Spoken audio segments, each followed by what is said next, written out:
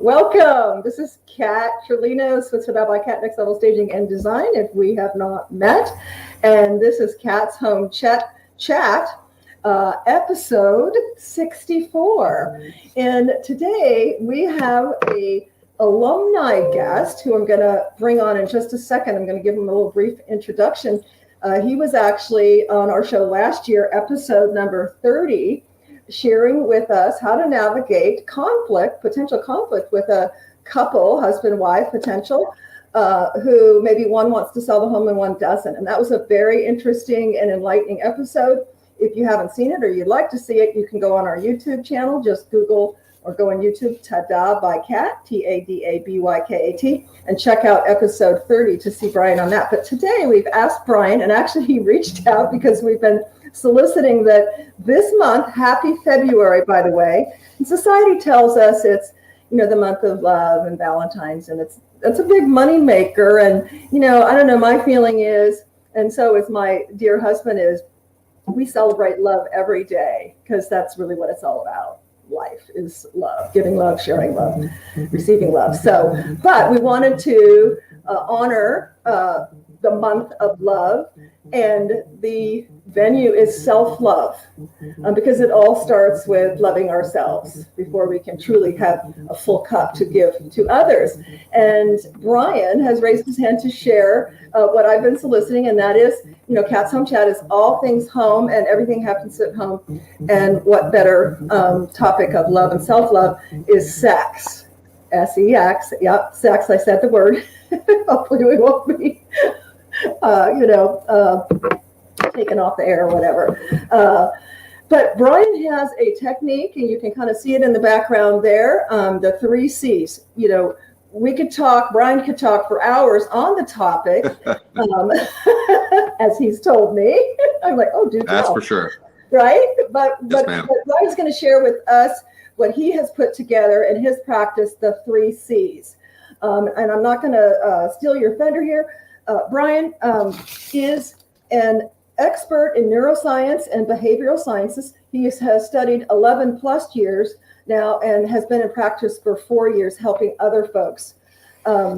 He pulls in the most powerful techniques, as you're going to see in the 3 C's, and processes them to help clients live and love the life that they've set their sights on. And isn't that what we all want to do? So without further ado, Brian Domingue, am I pronouncing it, or is it Domingue? Actually, that's more perfect than most.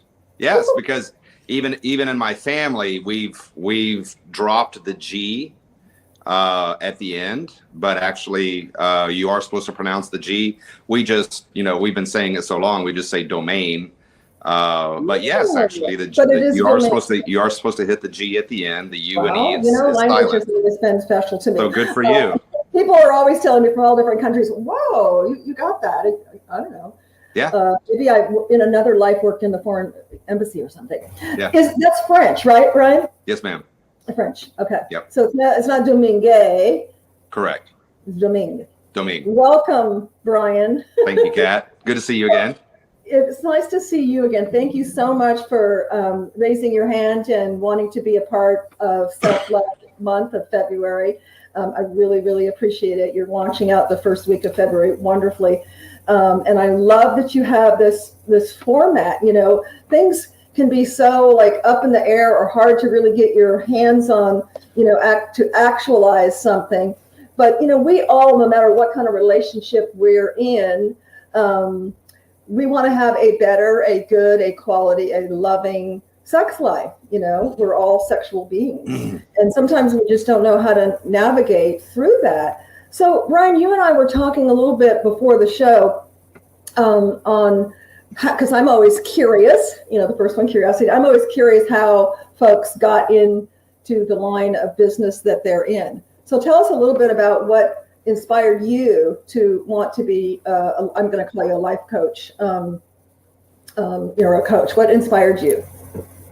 Well, actually, when I was 35, I had a panic attack. Wow, that's scary. Yeah, and I had no idea what it was. I went to the emergency room like a lot of people do, first-time panic attack sufferers, anxiety sufferers. And long story short is that I really started digging deep into what creates those. And, you know, for me, it was an existential crisis. And so I really searched out the meaning of life and God and so forth. And quite literally was cured in about a 30-second episode at home. Wow. Totally unexpected. I was a sufferer for 7 years, to the point that I was in bed. Well, most days I could only make it till about noon, and the rest of the day I was in bed. So you suffered from panic attacks for over 7 years? For almost 7 years. Wow. Yes. Wow. And then I really started searching for meaning, and again, quite literally, something happened, that I tell in my inner circles that cured me, absolutely cured me of panic attacks. And again, so the worst that they got was in one of those times I was laying in bed suffering from one of my extended panic attacks.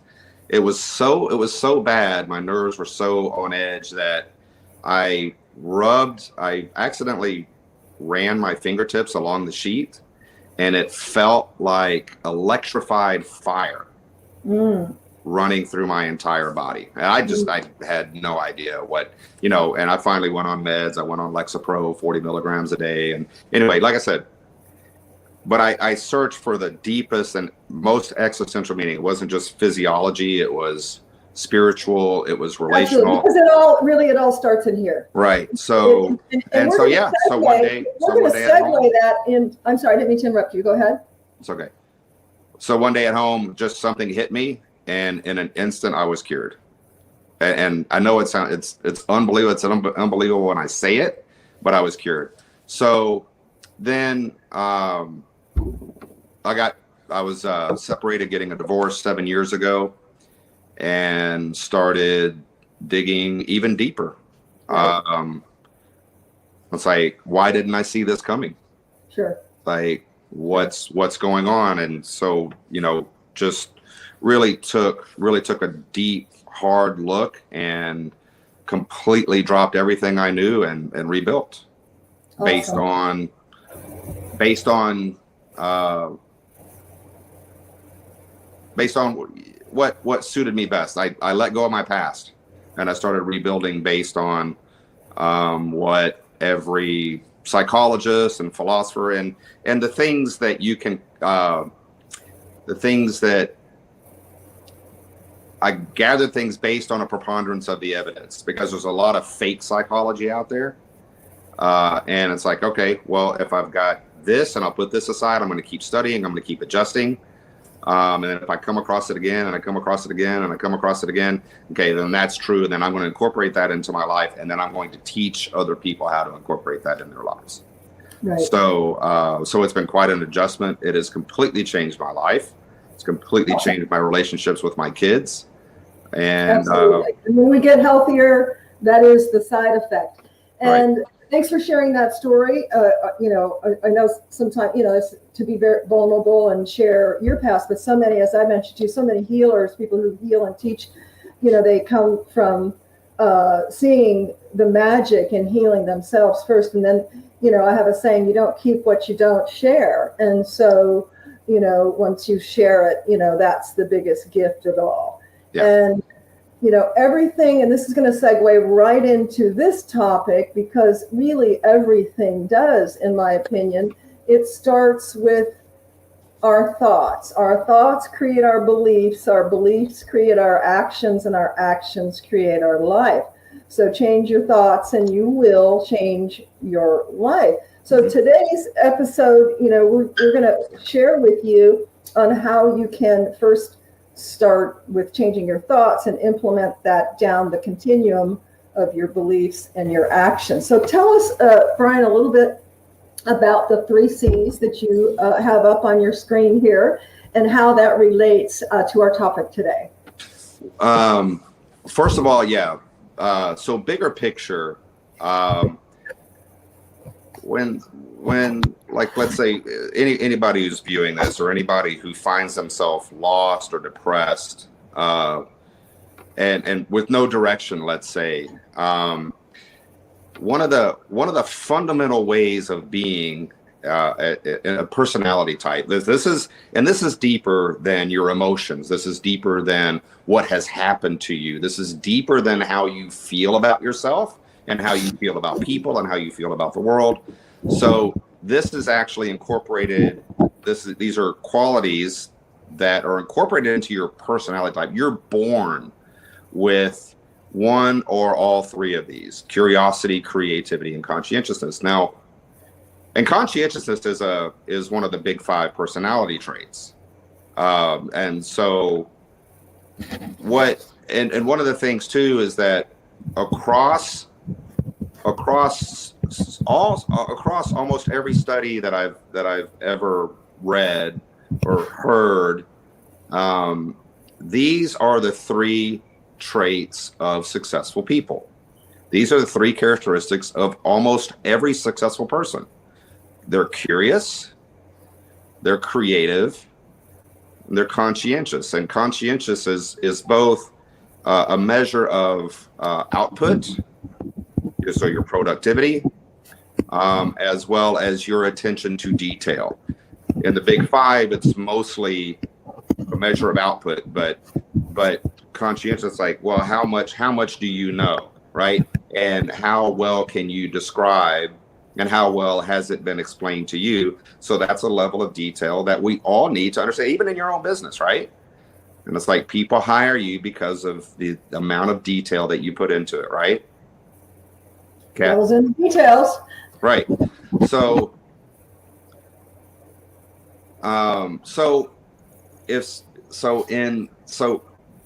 no matter how somebody feels, if they can ask themselves, can I be curious? Can I be creative? And how much can I pay attention to details? Then that is almost necessarily going to help them create a strategy to pull themselves out of whatever hell that they're in. Okay. I'm going to stop you right there, Brian, because as you know, we only got 30 minutes here. But so let's for a practical application, let's help our viewers have some practical application, basically. So let's start with the curiosity and as how it relates to having a better sexual relationship. What would that look like from the curiosity standpoint? And you can do a role play. I can play role play with you. You can say, we'll give you an example. Instead of this, do this. Mm-hmm. Instead of that, do that. Almost in every way, what a relationship is learning each other. Okay. So you want to be curious about each other. You want to be curious about their intimate needs, right? And so it's like, hey, what do you? It's like, well, what do you think you like? It's like, well, let's try it. It's like, well, honey, sweetheart, what do you think you would like? And I like this. And it's like, so I mean, you create. So you move right into creativity. And honestly, what happens is how well can you articulate what your sexual needs are? Well, that's the difficult part, I would think, for most people. Say, oh, well, I can't say that, or I can't do that. Right. And they just, if you've all read the, women are from Venus, men are from Mars, or maybe I have it backwards. But, we are different animals. We are different mammals. And so many people just, assume, well, he should just know what I like. Well, she should just know what I like or don't like.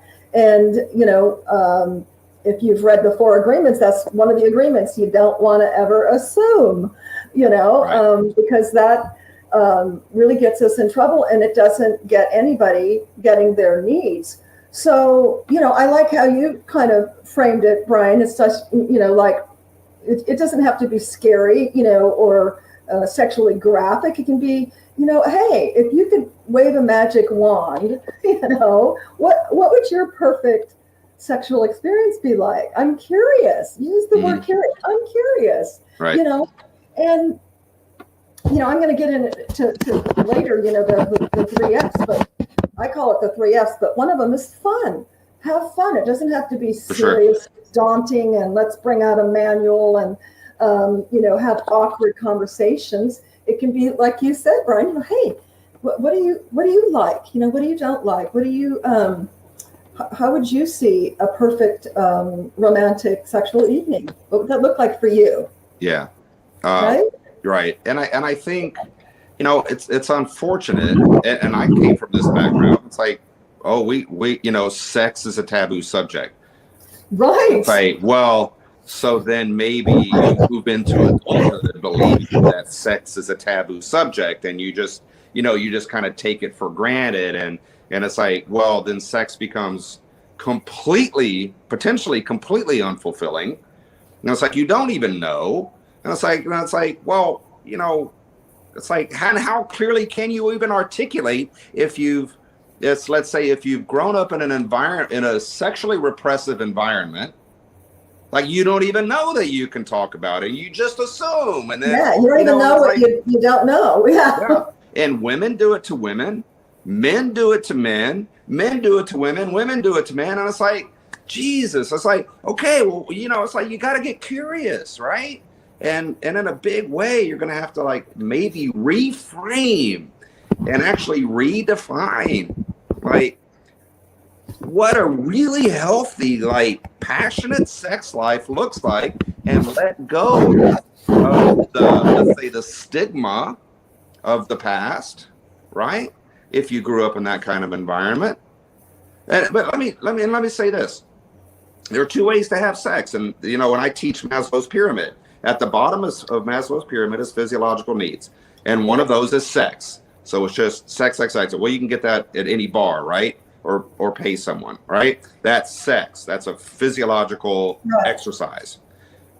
And then, but above that, on a higher level, is the intimacy, the emotional and the mental connection, the moving forward, like in life together. And it's like in love, and man, is that a different level of sex altogether. That's trust. That's right? trust. So I'm gonna interject right there. As I mentioned to you after we chatted, I came up with the three F's as it relates to how one of them is fun. We talked about you have fun, and there's different ways to do that. But the second one is for my F is, and it's not what you think, is foreplay. And you touched really right on it. And you might think, well, foreplay is finding her hot spot or rubbing her upper body or magic spot. But that is a physicality of foreplay. That would be the bottom of the basic needs for physicality. Arousal. Is that the right word? Arousal, not erosion. Arousal.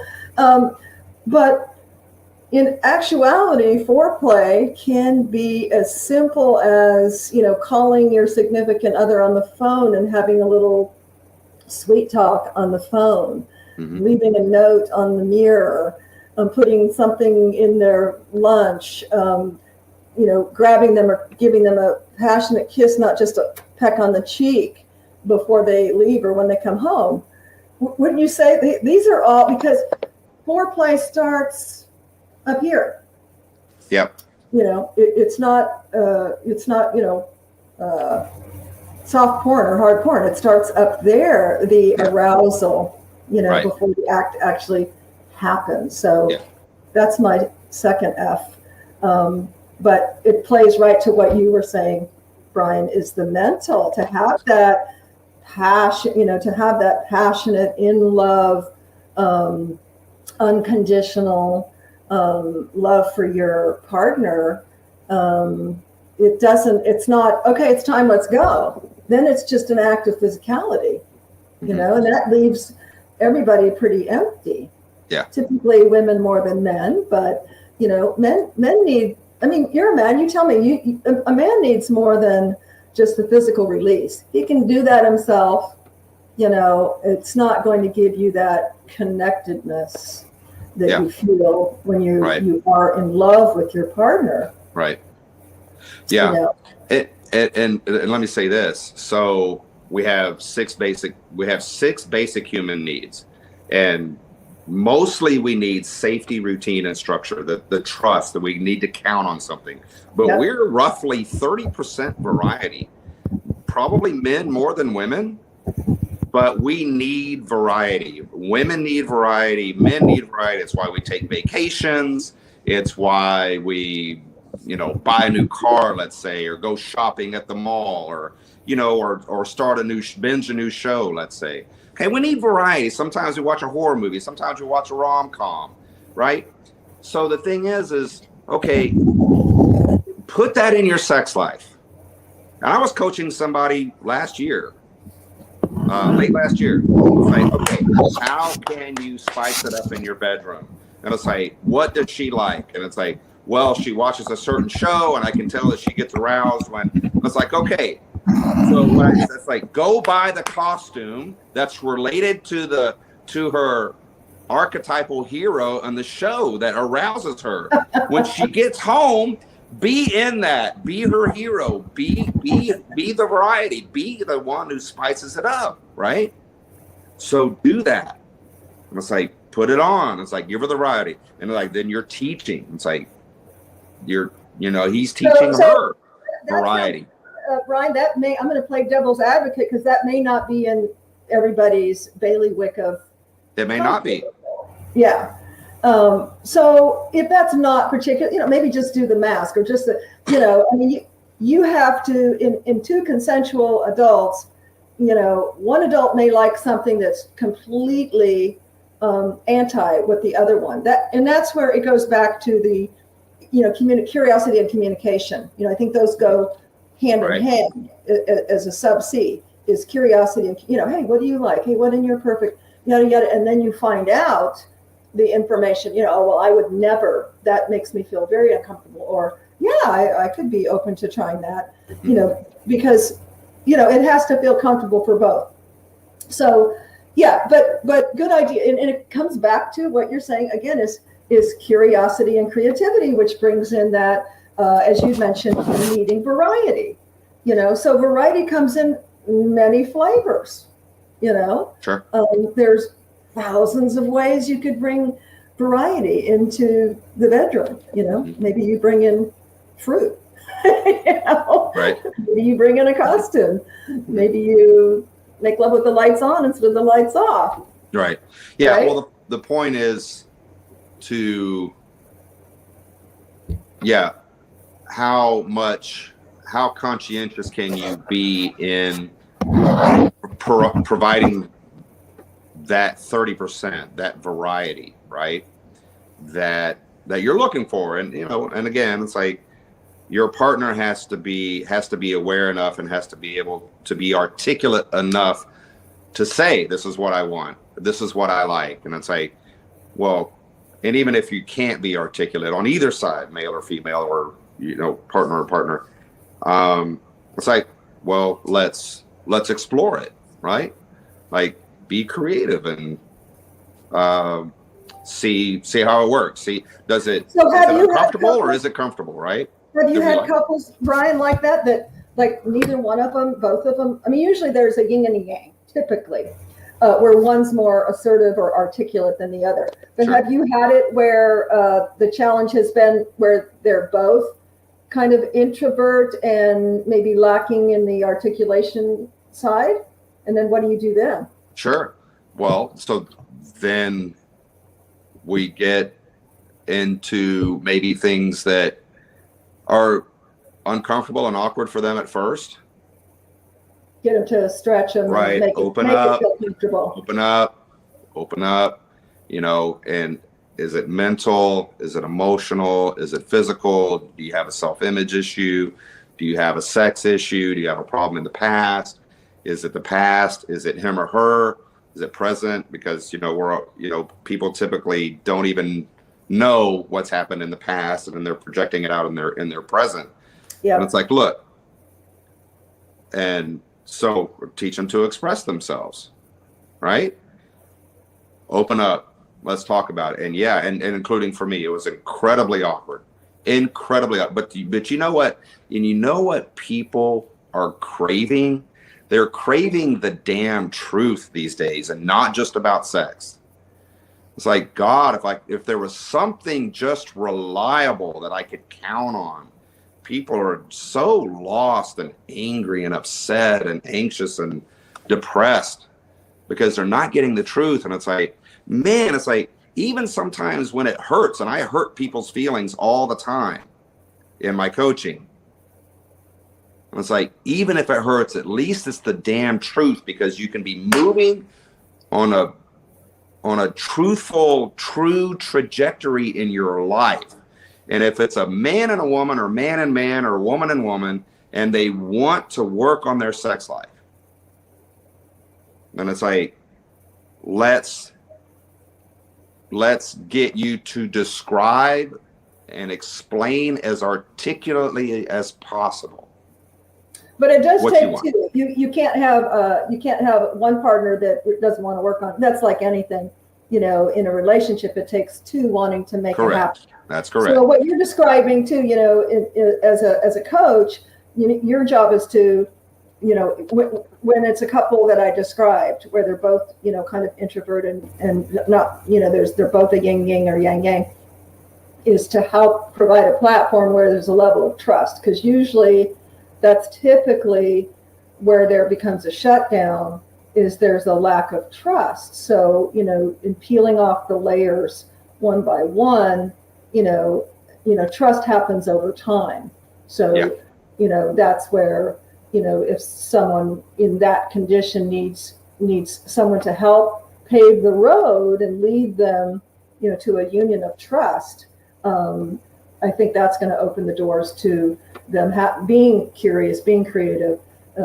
Basically, you use the word conscientiousness. I call it consciousness. We all need to raise our level of consciousness, being aware of everything, being aware, most importantly, not of what's happening out here. Yes, you have to keep informed, but being aware of your true self, not losing our true self. We've all been told so many lies about who we should be and what we are and what we should do and what kind of hamster wheel we should be on. And that's not us. That's not the true inner soul of who we are. So we are right at the 10:30 mark here. Actually 10:34. I'm just going to spew out my last one because I think it's important, and then I'm going to ask you for any short closing comments, Brian. I talked about foreplay, having fun, and the third one, I think many of us, whether you're empty nesters and you're doing a lot of volunteering and have a lot of commitments, or you're raising small children, we are, again, so many of us on a hamster wheel of what we have to do, where we have to be, schedules, times, emails, all of that it's very easy to say, even if you're doing the 3 C's, like, I just don't have time. And, so the third F for me is find time. You need to find time. And, my husband and I have to do this. We have 4 dogs. Our kids are raised. We have grandchildren. We have 4 dogs. We have several businesses. We have a lot on our calendar. We have to make a date, so put it on your calendar. For me, if I don't have it on my phone and in my planner, it doesn't exist. It's not going to happen. So find time, because that's important. The different levels of our life, business isn't all of it. There's, business, there's health, there's family, there's our sex life, our relationships, and those are very important. That's what we're talking about today, is how to improve or have the best sex life that you can. So find time. Brian, thank you so much. Is there any closing statements or words of advice you'd like to share with our viewers? And then I'm gonna ask you to tell us how folks can find you. Of course, this will be posted on YouTube, our YouTube channel, within 48 hours. Here's basically in this context, I just say, be the best lover she's ever had. And so what does that take, right? What does it take to be the best lover she's ever had? I like how you put it on the man. I like that. And then no, it's coming to you Oh, now. Okay. All Be right. the best lover he's ever had. There you go. That you'll be like, wow, you want to talk about mind blowing? There you go. I love it. Be the best lover that you can. Work toward being his or her best lover. And how are you going to get there? By using the 3 C's. Right. Because you can't assume, Right. you make an ass of you and me. You can't assume. Find out how to be the best. Blow each other's mind. And wow. Yeah. That's pretty steamy. That's pretty, because, there's a saying, I say it many times on my show, how you do one thing is how you do everything. And so don't just be the best at work. Don't be just the best at church or the best with your kids. Yeah. Be the best for your lover too. I love it. Yeah. How can folks reach out to you if they'd like to find out a little bit more about your services, Brian, before we put this on YouTube? Phone number is 713-331-6450. And my email is redpill@bkdcoaching.com. So it's Brian Keith Domain or boykevin-david-coaching.com. redpill@bkdcoaching.com. Awesome. Thank you so much again, Brian. It was a pleasure for you to be an alumni and come back and share with us. And I hope everybody has a wonderful weekend. Go out and be positive, be hopeful, and be or stay or get connected this weekend. Have a good one. See you next week. See you, Kat.